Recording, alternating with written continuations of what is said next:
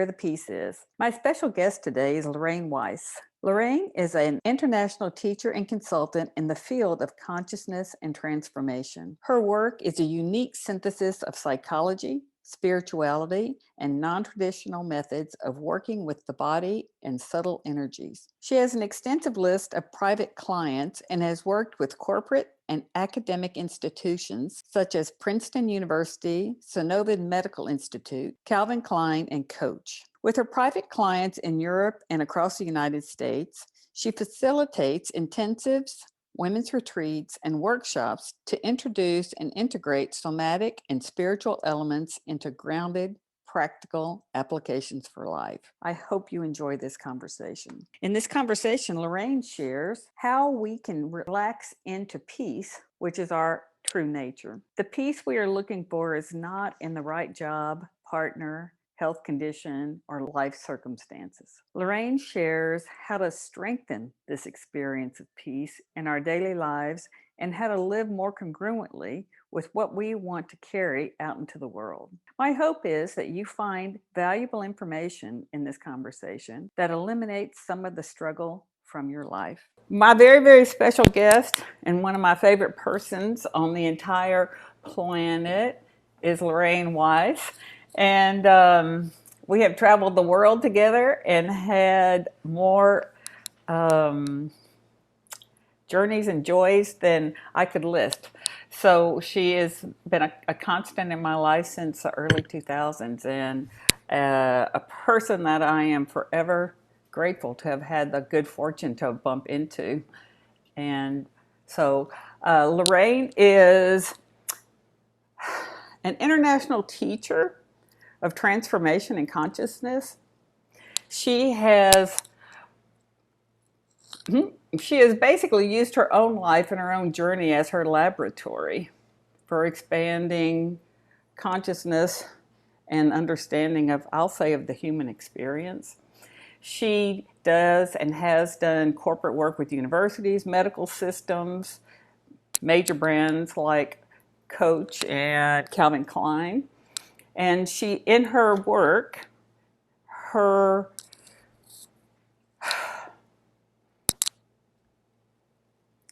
don't know what you call it, her talents, her understanding, her gifts are shared in really helping take the struggle out of life. And so, is that pretty accurate, Lorraine, or is there a better way that you would describe yourself? Is that me you're talking about? No. Thank you.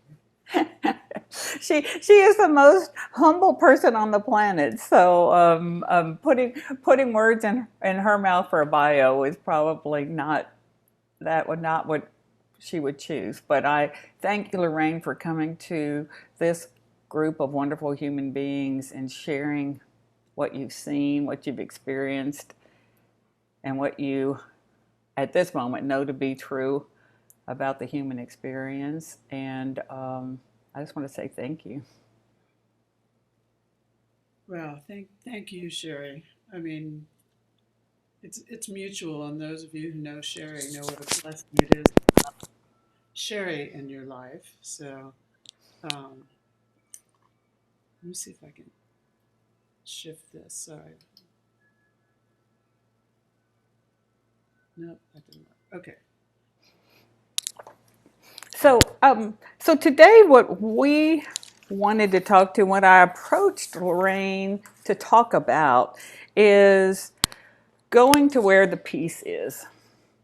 Because I'll say for the last year of my life, there's been a load of death and sickness, and it really seemed to raise the bar for me to be able to find to really test that notion that circumstances in the right place are support my peace. So in talking with Lorraine, I loved what she shared to me about always having circumstances in life, always having challenges in life. And when I heard that, it really reinforced that truth to me that I think somehow as human beings we get it in our head that if we were enough and we could get things in the right place, we wouldn't have challenges. And there's an easy street out there, but we just have not gotten to the right exit and gotten on it. So I think as human beings, we have a misunderstanding about the nature of life. And I think what Lorraine uniquely brings to the conversation is understanding the nature of life and also directing us to where that peace is that we so hunger for and its availability to us at any moment. So, is that pretty much on target for what we were talking about, Lorraine? Yeah, that's a beautiful topic. So thanks for introducing that because I think, especially in challenging times and uncertain futures, it's really powerful to understand that peace is an inside job.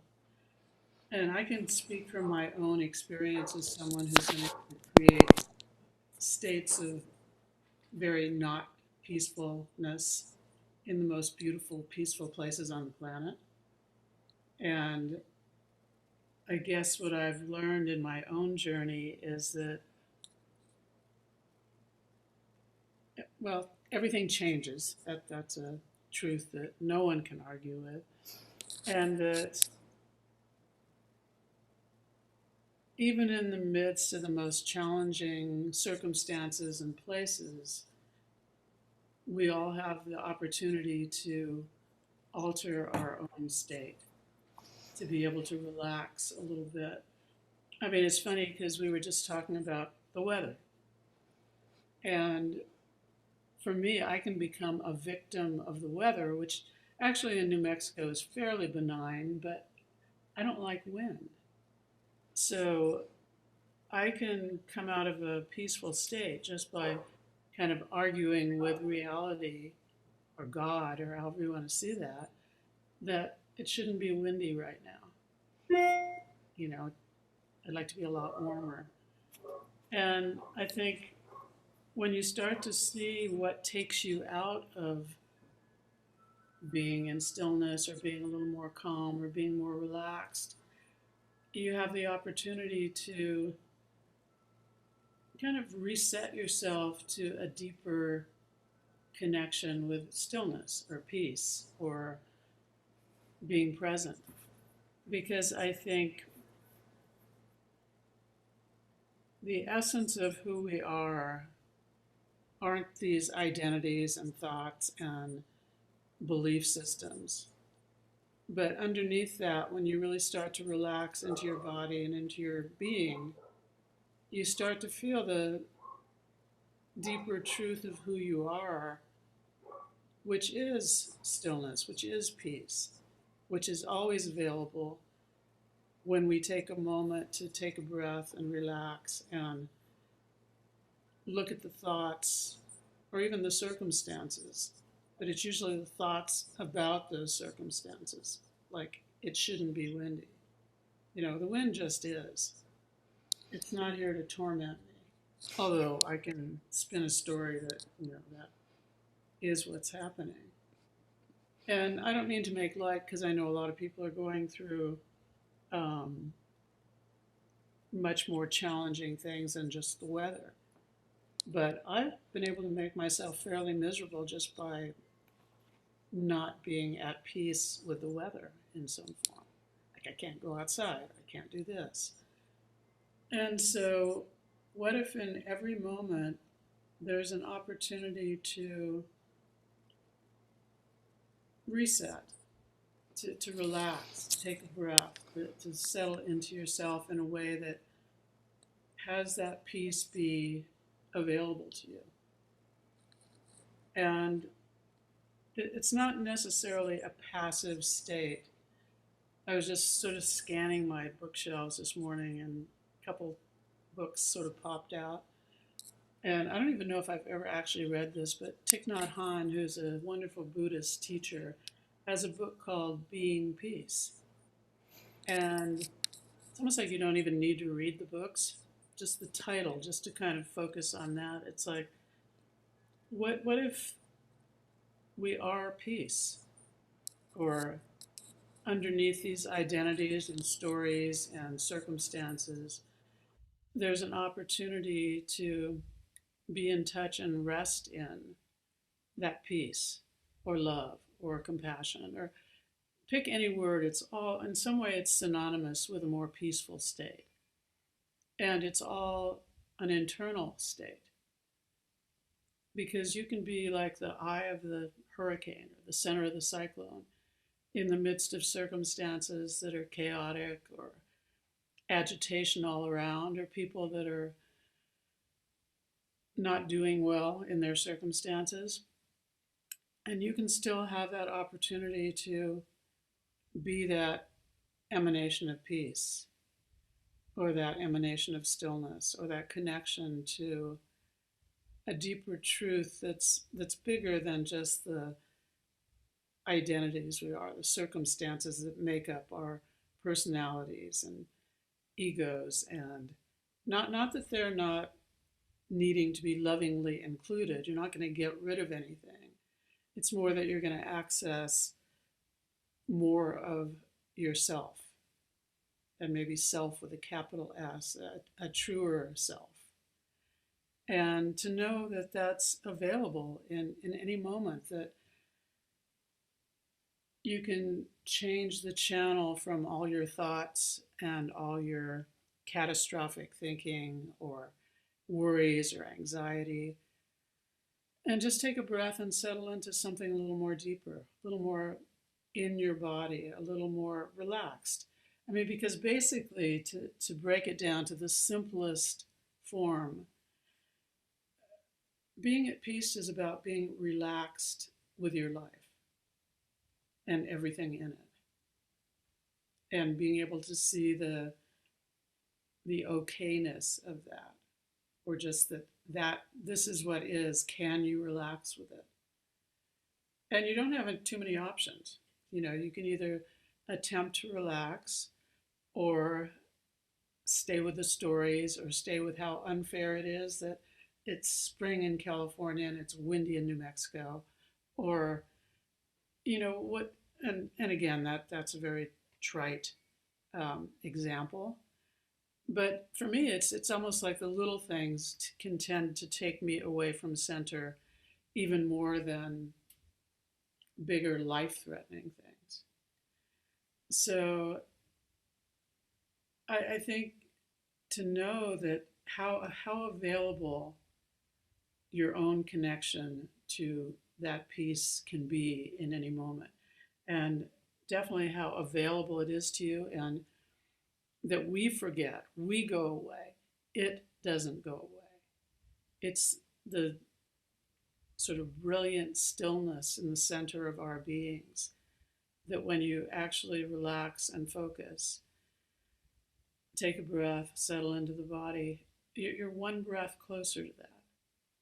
You're shifting from your head and your thoughts to a deeper center, a deeper connection, where you can become that emanation of peace. You can become a vehicle.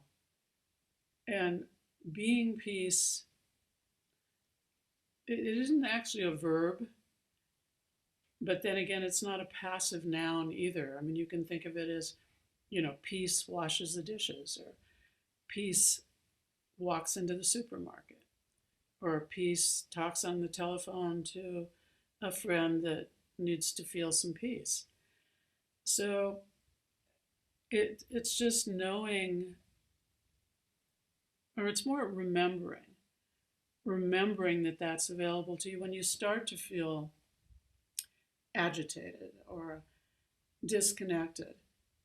It's not about trying to get away from that, because you can't really. It's agitation walks into the grocery store.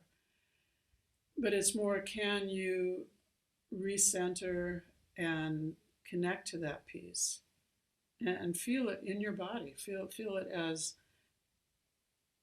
in every cell, emanating through you, so that you're like an ambassador for peace. Or again, peace is for me very synonymous with what arises from that is love and compassion and kindness and, all the beautiful attributes that we really are that we forget. Creativity is an expression of that. And there's another great Buddhist saying that right action arises from being present. So it's like when you're resting in that state of peace, or that state of openness, or that state of just relaxing, then you know what your right action is, your next action. But it's almost like that has to be the foundation. And to be able to witness yourself with great compassion in any moment and know what's taken you away from that, and know that you're creating a trail of breadcrumbs or a roadmap to be able to take a breath and come back to that place where you are that. You are being peace. And it's a breath away. It's not a breathing practice, but it's more just to be able to take that breath when you notice that you're telling stories, or you're in a future that hasn't happened yet, or a past that doesn't need to be relived right now. And to just be able to bring yourself present, because that's where the peace is. It's in you and it's in present time.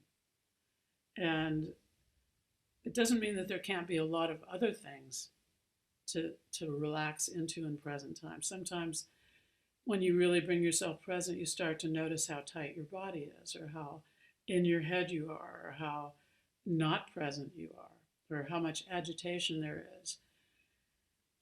And that's when it's really time to take that breath and settle in, and just start to feel that with every breath you're a little closer to your true nature, which is that stillness. I think that's one piece, Lorraine, that I love that struck me as we were having our conversation is um, that it is a moment to moment practice. Like even being faced with someone you'd rather not have to be in conversation with, and kind of flexing that capacity to even make an attempt to breathe into peace. Even when your guts are churning or you just rather not be there, all of that's going on. It's I don't think it's an idyllic place of like, oh, okay, I'm gonna switch this switch and not have all the human experience going on while you're accessing a greater level of peace at that moment.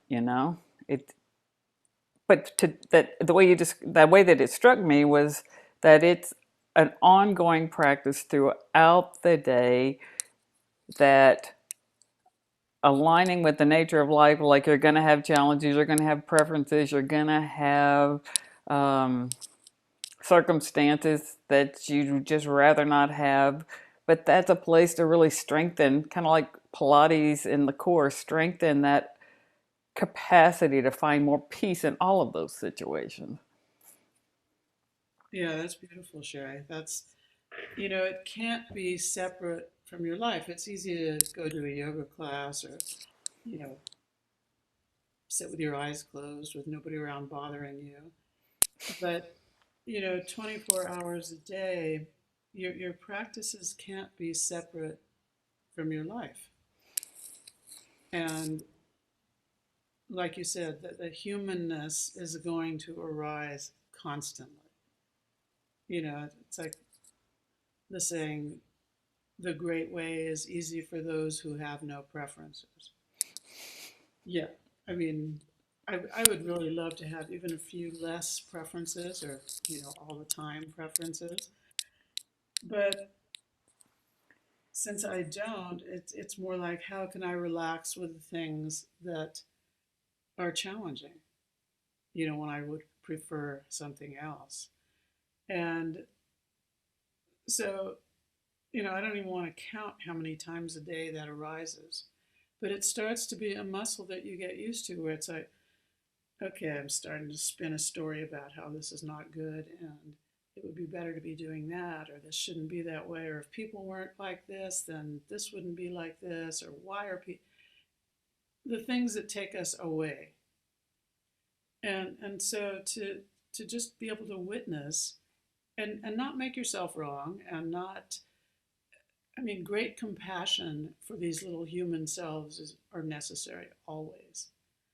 I mean, everything, total acceptance of, all our preferences, all our prejudices, all our judgments. Can you be with that and just relax and be a little more present, be a little more at peace, which tends to make you a little more tolerant, which tends to make the things you prefer not as important as what's being offered right now, what's on the menu in your life right now. And so it's a constant practice, but it gets easier because practices, whatever you practice, as if you're an artist, you know this, if you're a musician, you know this, if you do Pilates, the more you practice, the more it becomes part of you. It just becomes something you reset to. It becomes who you are on a cellular level. So rather than having, even getting out in nature, which I highly recommend for everyone, there's times when you can't do that. That's a great reset. So to find the practices for when all the things that you know are useful aren't really available. And the simplest practice there is, and in a sense, the only practice there is just becoming more present, is just becoming more relaxed in your body. It's just taking that first breath. It's like a pattern interrupt to take that breath. It's the beginning of the channel change. So I say this a lot, you're a breath away in any moment from just feeling how tight you are, or feeling how not present you are, or feeling how agitated you are about things you can't change.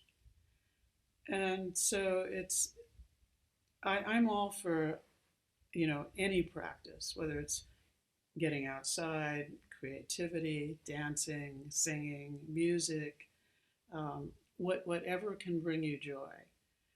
But it's almost like prior to that, what are you bringing to the practices? And it's like the opportunity is to bring the foundation of peace, embodiment, really being relaxed in your body. And the first step of relaxing is settling down. You hear that people say to their kids, settle down. If you're ever feeling really stressed and tight, it's like settling into the body, relaxing, letting go, surrender. And the more you're in touch with that in a very embodied way in the center of your physical being, the more it becomes part of you, part of your cells. It's like you're creating new neural pathways that become your default position. So even though you may get in your head and tell crazy stories or worry or have anxiety or things you don't like or things you don't prefer, the minute you take that breath, it starts to bring you into that new default position, that connection with yourself where there is a little more peace. And sometimes it takes a few breaths, and sometimes it may take getting outside if you can, or moving your body, or doing things you love, or doing nurturing things for yourself. But this is prior to everything. This is the ground of your being. This is being peace, being connected to that. And I think, Lorraine, that the peace, just really stating the fact that the peace that people are seeking is their essential nature. It's them. It's inside them. It's where they are. It's where they are, and that and then if I think if people really knew that's where the peace is, then the practices continually redirect to what's true and real for every human being. And then it looks to me like the more that that muscle gets stronger, the less willing you are to give up your peace to this or to that. I'm not saying it's an absolute. I'm just saying that it's, Yeah. sometimes you start to see it's like, really, I'm going to let that person, where it was an immediate giveaway of your peace. It was just like, nah, no, no. I'm going to just take a breath and be right here. But it seems like a way of just understanding where it resides, understanding that you are it, and the capacity of returning to that any time you want to. Yeah. No, that's beautiful. I mean, and you are that. Yeah. It's not separate from you. That's the truth to remember. That's the truth to relax into. And to understand the preciousness of your life. And when you lose yourself, I think of it as losing yourself. You're losing the connection to the truth of who you are, which is that peace, which is love, which is kindness, which is compassion. And you're losing that to an external circumstance. Or it could be even pain in the body or stories in your mind. But you're losing that connection. And, I really do think that all spiritual work is about self love in a sense. And when you lose that connection to yourself and you allow things into your space or into your life or into your thoughts that disempower you or have you forget who you are, that you are much more than just this identity, that you are more than the circumstances, that you are love, that you are peace, that it's in you always. And to see what takes you away, what has you forget, what circumstances, what thoughts, what people, what events. And after a while you will become adept at coming back so you can deal with people that are more challenging, or you can deal with events that are more challenging, or you can hopefully at some point your own thoughts become kind of humorous, the ones that are the most tragic right now and catastrophic, because they will arise. But it's knowing there's a deeper truth and a place to rest inside your own being, always, that's always available, that's always, you can't, it's you. You can't separate it. You can forget, you can go away. But I found it interesting the way Cherie worded the title for this. It's coming to where the peace is. How did you say it? Or going to where the peace is, or The peace yeah. is. So it's not the peace that goes anywhere, it's us. We leave, we forget, we get into our minds, we get involved in circumstances that, like the weather, that are so beyond our control that, we create some kind of agitation or unpeacefulness. And so it's the ability in any moment to take that breath and relax with everything, inner and outer, the beauty of our lives in any moment. Even if it's, in your mind, not what you prefer, or it shouldn't be like this, or, I don't like what's happening with my body, or I don't like this. The opportunity is, it's simple. It's just to witness without judgment. And again, hopefully with compassion. and be able to take that breath and come back and just be present inside your own being, in your belly, in your hips, your feet on the earth, feeling the support. And so it's back to the most simple. I like breaking things down to the most simple terms. Can you relax with your life? Can you relax with everything in your life, inner and outer? Can you start to surrender to that? And from there, it's not a passive state. It doesn't mean you allow things that aren't appropriate. It just means from that place of being connected and relaxed, you know what to do. There's a deeper knowing than just your identity or your mind that dictates the flow of what's next for you. Lorraine, I think that points like when you said once we get present, right action occurs or appears to us. And could you speak to presence and I do air quotes right action because it's not like there's a wrong action, but there's an action that becomes present when we get present. So could you speak to that?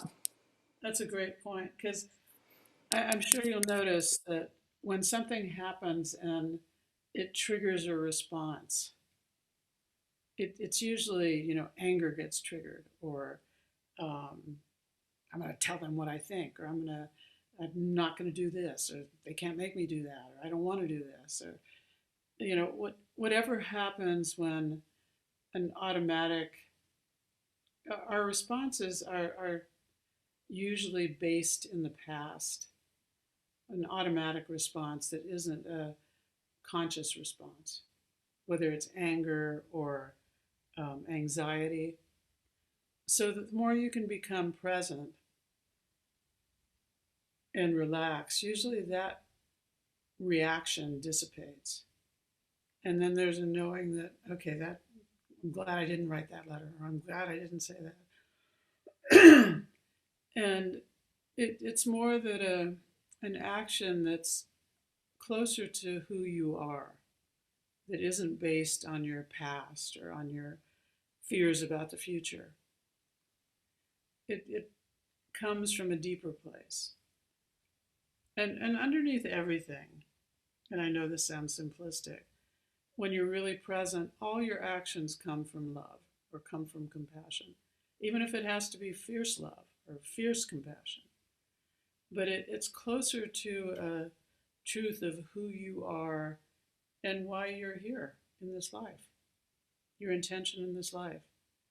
Whereas our initial, just uncentered, ungrounded reactions can be very different from who you're intending to be or what your intention is in this life. And it's not that there's one right action, it can change in any moment. But as long as it comes from that place of really relaxing, it will usually be a more compassionate action or creative action, or you'll see different ways to dance with things rather than just a rigid kind of patterned response that happens.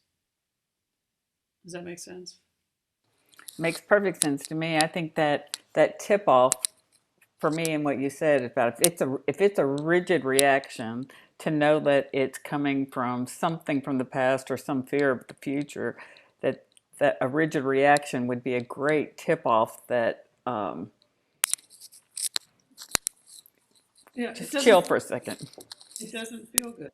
No, good point. Sometimes anger, righteous anger, can feel, good, but only to your identity in a sense. But That's I so mean, true. this is all about embodiment in a sense of really being present in your body and your feelings, to where you get so much feedback from you know what the connection is in any given moment. Are you tight? Are you righteous? Are you what's going on? And you can feel the again. It's such a simple word, but it's so profound. The relaxation that happens when you're really dealing with something from a place of being connected to your body, relaxed in your heart. Because underneath, the intention is always, I would hope, or for myself anyway, even when it doesn't feel like it, some level of love, compassion, and acceptance, which comes from peace, which comes from that stillness. It doesn't come from my mind trying to figure things out. It comes from just being present in a way that there's space for that to come up. And sometimes it can be a totally different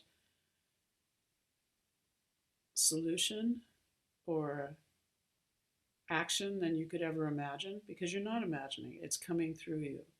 It's bigger than your identity.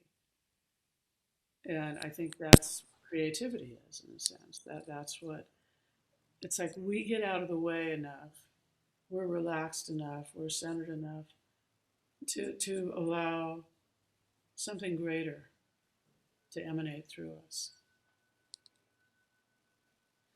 And to your point, I think it's like when that happens, there's quote unquote right action. It's very alive and relevant to the moment, and uh, the surprises can can kind of kick your ego on its heels because like, well, I didn't, where'd that come from, and I didn't know I had that capacity. Well, and it also can be, oh, I don't want to do that. No, okay, no. That's true. I That, want to stay mad. No, I don't want to do that. I want to stay I mad. think righteous indignation is a real fuel that the ego uses a lot. And it feels really good. Like, no, I'm not ready to not be mad at this. I'm right. There's that great saying, do you want to be right or do you want to be free? Mm. And, a lot of times I realize I just want to be right for a little while. And the minute you let go, it's like this huge burden, weight on your shoulders, gone, and you are free. And it doesn't mean, again, it's not about tolerating bad behavior.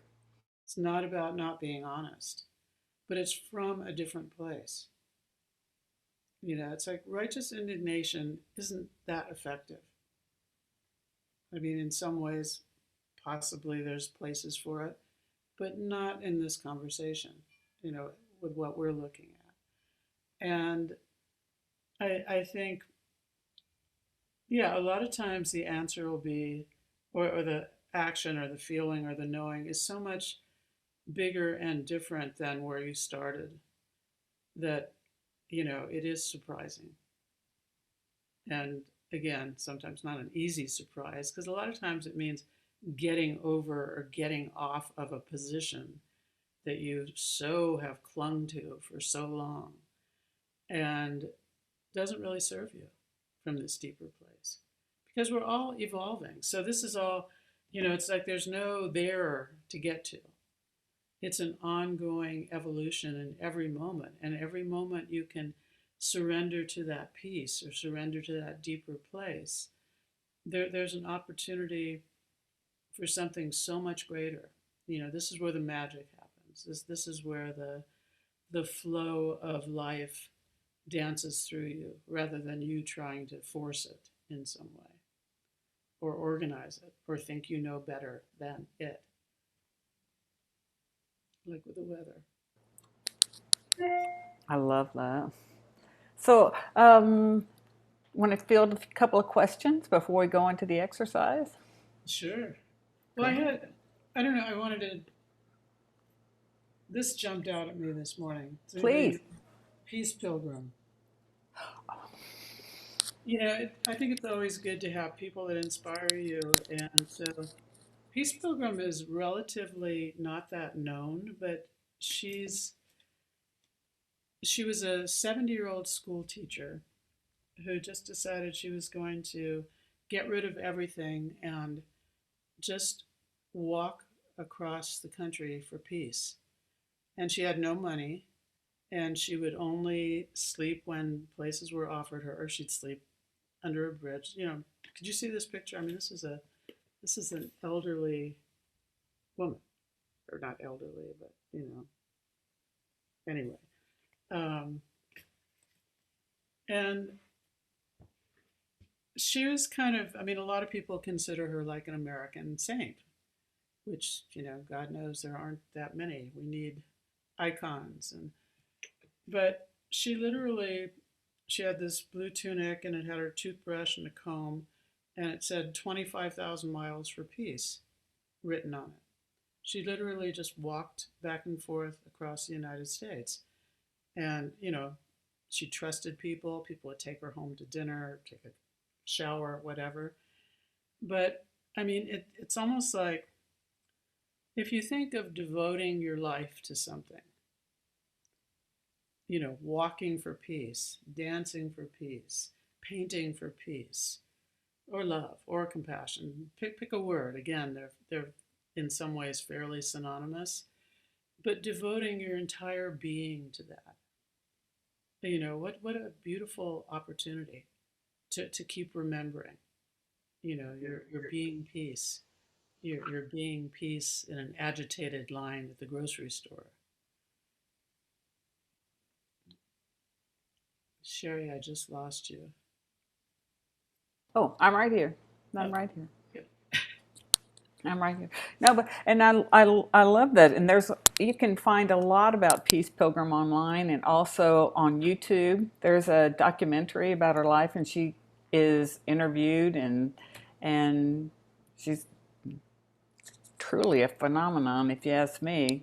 Yeah, and I just, like I said, that jumped out at me, but I really love the opportunity of what are you a vehicle for? You know, we don't have to be Peace Pilgrim. We don't have to give it all up. We don't have to, give away all our stuff. I don't think that would be my path. But I like the idea of, what am I walking for when I go out on my walks? Or who's walking? Or what am I bringing? And and the opportunity is to be that peace, to have your creative expression come through that, to have yourself be the expression of that. So yeah. I love that, Lorraine. I think that place of whether you're preparing someone's taxes, if you're gardening, if you're the checker at the grocery store. I mean, whatever it is, whatever wherever you find yourself, what are you going to be a vehicle for? I think that is such a great thing to really consider. Even if you're just in the car driving on the freeway, what am I going to be an expression of? Yeah, beautiful. Peace drives down the freeway. Yeah, yeah. Wouldn't that be a gift for anybody on the That's right. freeway these days? Because most people aren't, unless you maybe can be a physical reminder for them in some way that that's available. Mm-hmm. Because we are touchstones. An agitated person walks in the room, you feel the agitation. But someone peaceful walks into the room, it has a definite, beautiful, calming effect on an entire room. I kind of like the idea of being a reminder to yourself. That's You know what I mean? ultimately that has to come first. You're not doing Yeah. it for anybody else. The amnesia starts with me, so to speak. Absolutely. Yeah. Well, I'm looking at the time, so I say we'll have to like step over our Q&A and step into, gosh, the exercise that you lead us in. Does that give you But yeah, time? that's great. We always so much fun talking to you. We kind of get carried away. We, I get I, I carried away. love it. Yeah. So I'll let you lead in to whatever you're going to lead us in. Okay. So is everybody sitting comfortable, feet on the floor? And again, I really believe that altering our state or dropping into something deeper only takes a moment. But since we have a few moments, we're going to kind of go through the body a little bit. So just close your eyes very gently and take a breath and just let it go like a sigh. And just allow yourself to settle into your hips and your belly. Really feel your feet on the earth. Bring a focus to belly, hips, feet resting on the earth.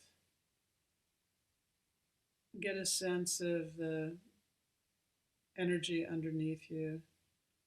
Yeah, without any judgment, just notice what you're feeling. It's like you're witnessing yourself, you're scanning your body.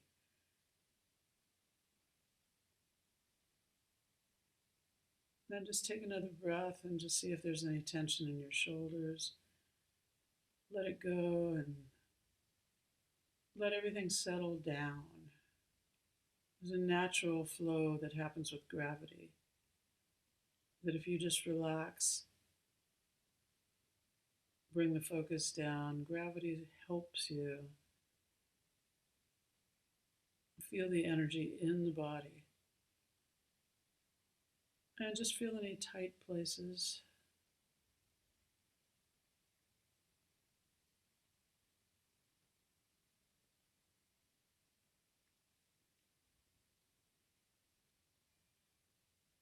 And just bring a focus to the center of your body, kind of your belly,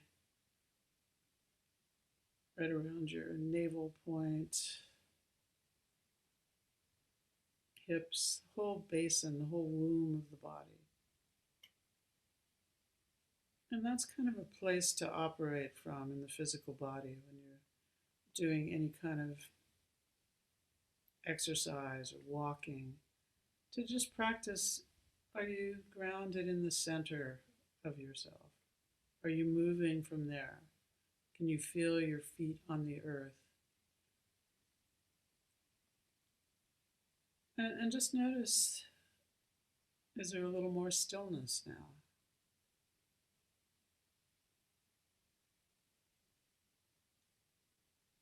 And you can feel when a thought comes up, just let it come up, it floats by.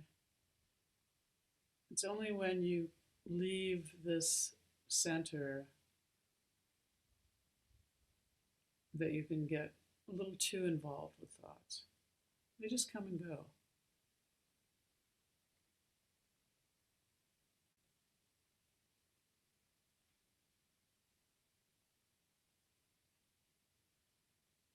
And I just feel everything softening, relaxing. Again, this is your own place, your connection to yourself that's always available, where you're resting inside your own being, in your body, no matter what's going on in the external world or even in your own thoughts, that there is this place of a little more stillness, a little more peace, a little more open-heartedness, where you can start to feel your connection with everything and everyone. That we're all made of the same stuff, energy, consciousness, just different containers. But just in any moment to be able to settle into this place in your belly. So let's try something a little bit different. Everybody just very gently open their eyes. But see if you can keep this connection in your belly, in your heart. Because you're going to be doing this mostly with your eyes open. I mean, you might be able to reset, close your eyes for a moment if you're in a difficult conversation. But it's more just to know how available it is that even in the midst of something very upsetting or agitating or uncomfortable, that you're able to take that breath and just come back to your belly. Come back to that state of really a little more relaxed, a little more at peace.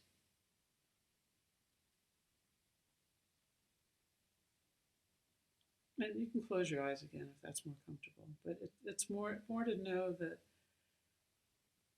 you're a breath away from changing the channel, so to speak, or this deeper connection with a deeper truth of who you are, where the universe energy dances through you in beautiful and unexpected ways that don't happen when you're in a smaller connection, just in your mind or in your beliefs, even. This is bigger than that. And it is available. And you'll know when you forget because things aren't as much fun. Things aren't graceful or as graceful. It's like surrendering to yourself, surrendering to grace, surrendering to a deeper truth. And in this moment, feel your intention in this life. What are you bringing?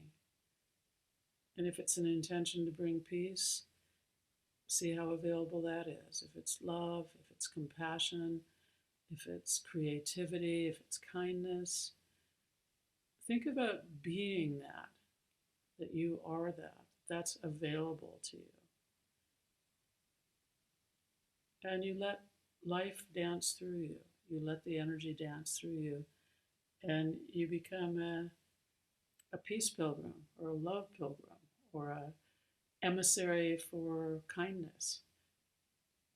And, it's like Cherie points out so wisely, it's tightly woven with our humanness. So to have great compassion for when the old patterns get triggered or the smaller desires show up. But it's like this is basic foundation. What are you bringing? Who are you? And to know how available it is. Just feel in the moment. I mean, the energy in this space. I love Zoom actually because I think you can feel across the country and across the world. And, the energy in this space is so beautiful and healing that think of that going out into the world. Dozens of peace pilgrims. Thank you, Cherie, and thank everyone for being here. That was so lovely. Thank you, Lorraine. I just can't thank you enough for your willingness to share what you see. Yeah, it's a privilege, as always. It is a great joy that for your gifts to be shared by in this community, and I greatly appreciate it, and I greatly appreciate everyone coming to the call. Thank you for coming to this conversation. I appreciate you listening. If you know of someone who could benefit, please share this with them. I also invite you to subscribe so you can be notified of future conversations.